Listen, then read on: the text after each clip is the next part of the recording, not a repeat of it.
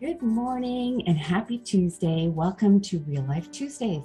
I'm Roseanne, and today I wanted to talk to you about hacking your subconscious mind.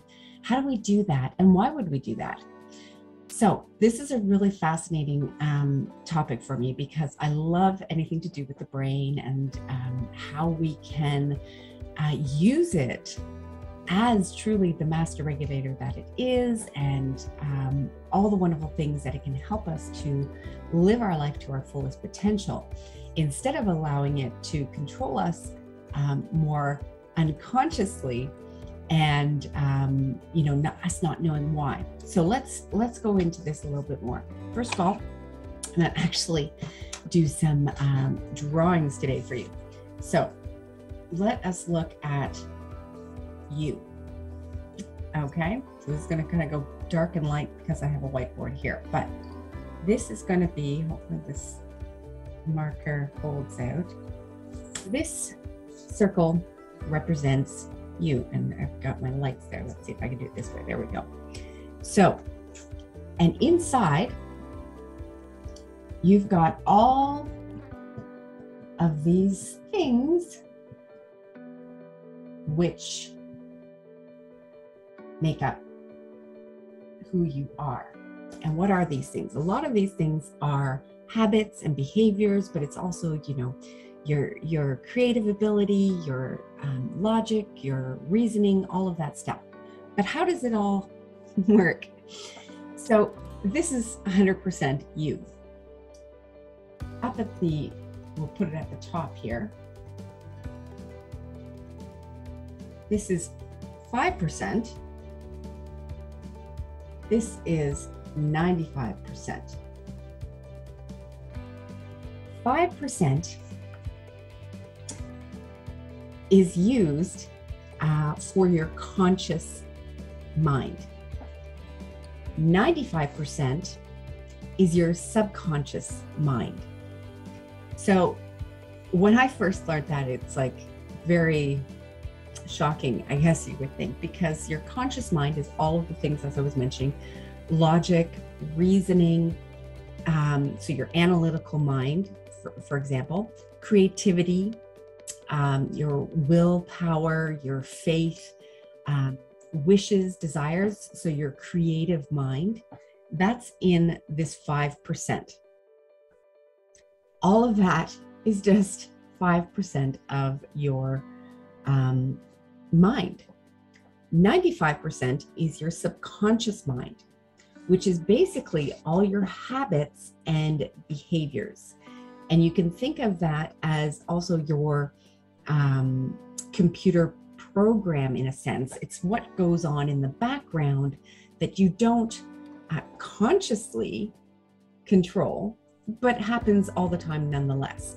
So this is just a nice little visual that I was hoping to provide, let you see how important this subconscious mind is, because it makes up 95% of your mind.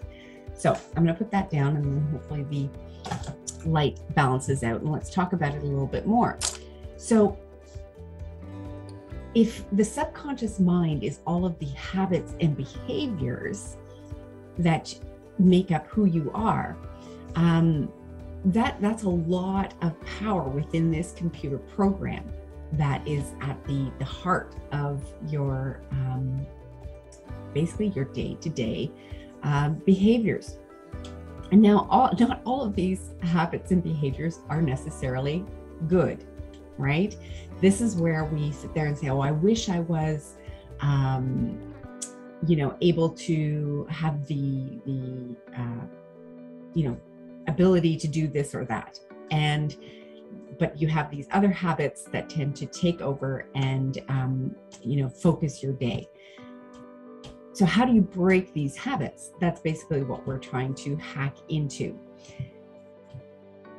First of all, one of the things that you need to know is that the subconscious mind functions at the theta wave frequency.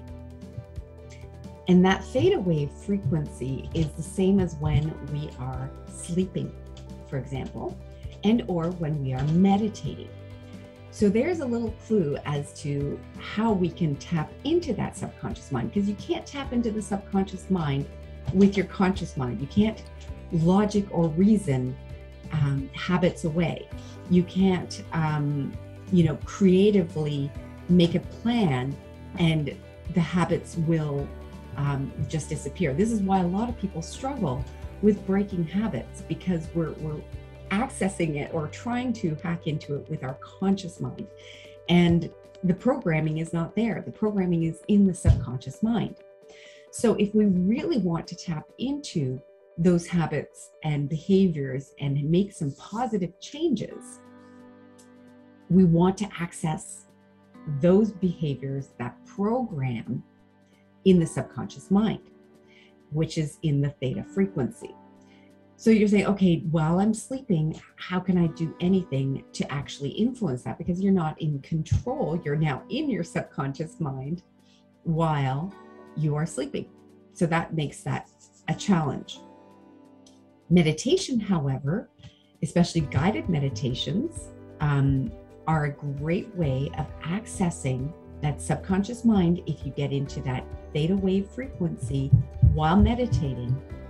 And perhaps you're going through a guided meditation that is, giving you the instructions on new beliefs, new habits, new way of thinking in the subconscious mind. So what we're trying to do is uninstall basically these old and limiting programs that have been installed in your subconscious mind.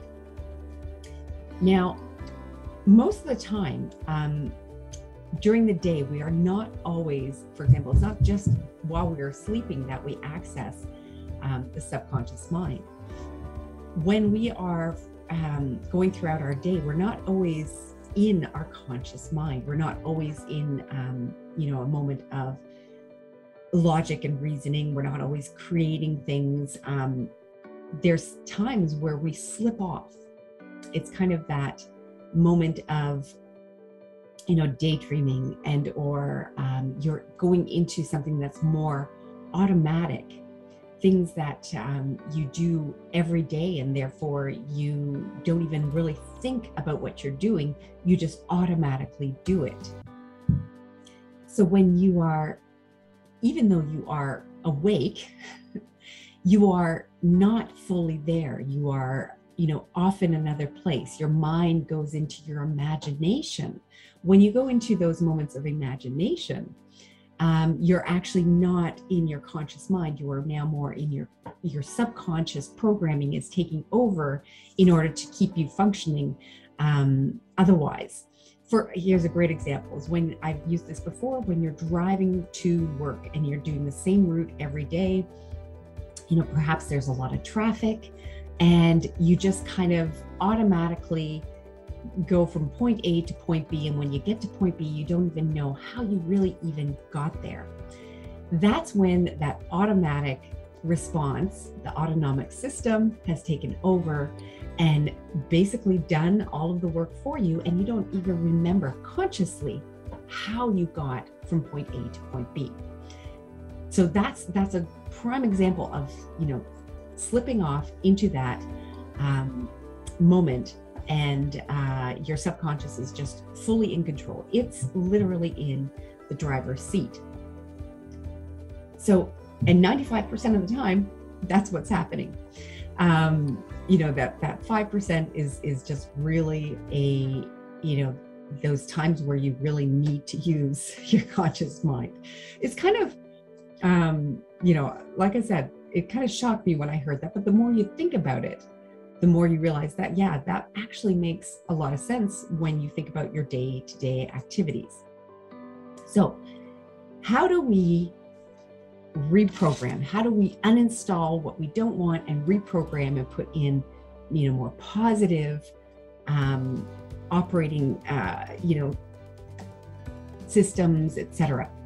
So again, theta wave frequency during sleep, meditation, and that's where we can actually, when we get into those theta wave frequencies, we can actually hack into the operating system of the subconscious mind.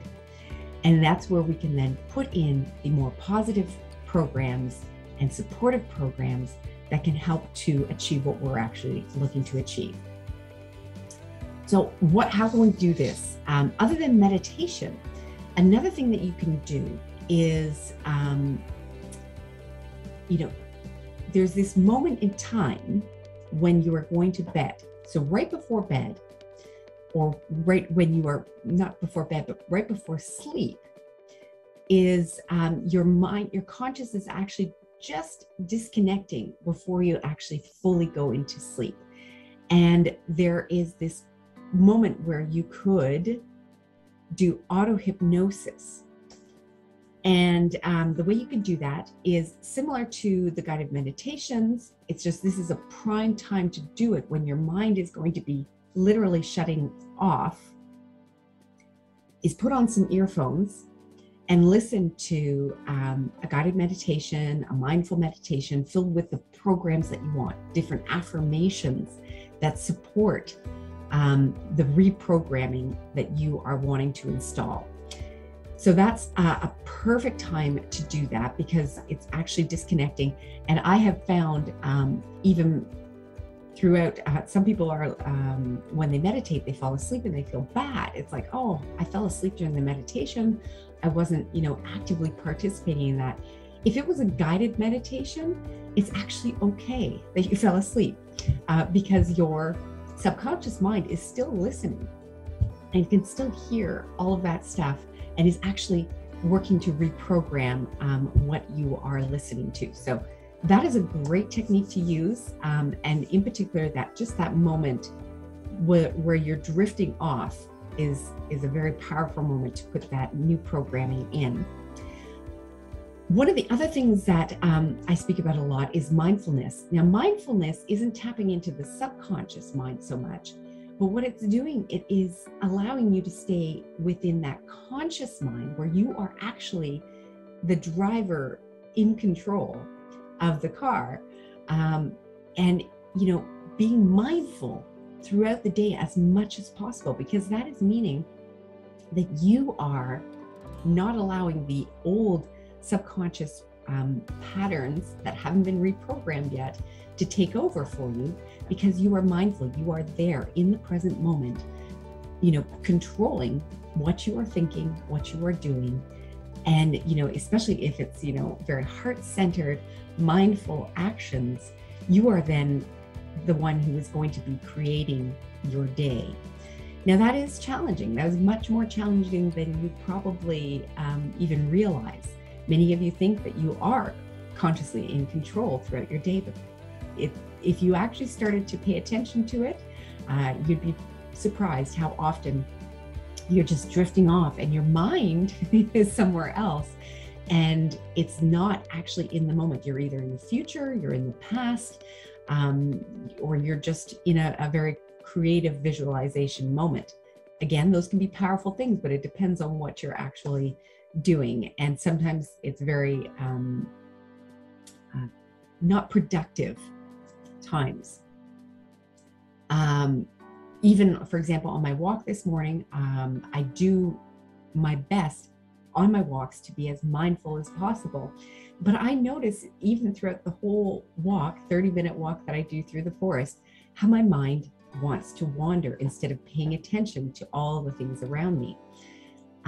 So I notice it drifting many, many times, and I pull myself back to the moment. Pull yourself back to the moment. One of the times that I find that I'm most mindful is when I am doing photography, for example, because I'm really paying attention to everything around so that I can capture the moment exactly as it is. So I find my most mindful moments are when I'm actually with the camera and wanting to take some pictures, which is funny because some people think that when you're taking pictures, you're not in the moment, but that's where I actually find I'm really, really in the moment. So living mindfully throughout the day, another key way of being in control and therefore not allowing the old programs and limiting beliefs to take over your day-to-day actions and thoughts. And then a bunch of other things that you can do, especially in the evenings as you're relaxing and stuff. Instead of, many people have the habit, you go lie down in bed, and what happens is the thoughts that come to your mind are rehashing all of the things that stressed you out throughout the day, the million things that are overwhelming you, or what's on your to-do list for tomorrow. So instead of doing that before bed, maybe this is a good time to get out your journal, journal gratitude, another mindful activity. Do some affirmations out loud, even before you're sleeping. Visualize very conscious visualizations of what you want your life to look like and your daily behaviors. And of course, meditation. So guided meditations, again, if you can put it on a headphone and fall asleep with it, that's a great thing to do.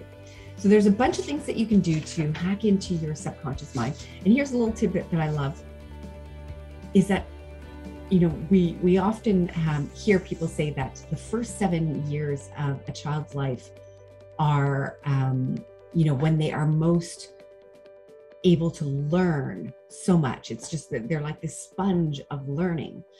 And one of the key reasons why they are able to do that in the first 7 years of life is that they are actually functioning at a theta wave frequency for those first 7 years. So they are at that programming state of frequency for the first 7 years of their life. So imagine taking the power that we had when we were all the way from, birth to 7 years, and incorporating that into our life right now with these hacks, so that you can truly live the life of your desires and live as consciously as possible. I hope these tips were good. Just fascinating stuff about the brain and how we can use it to our benefit. And have a wonderful day. And I will see you on another Real Life Tuesday. Bye now.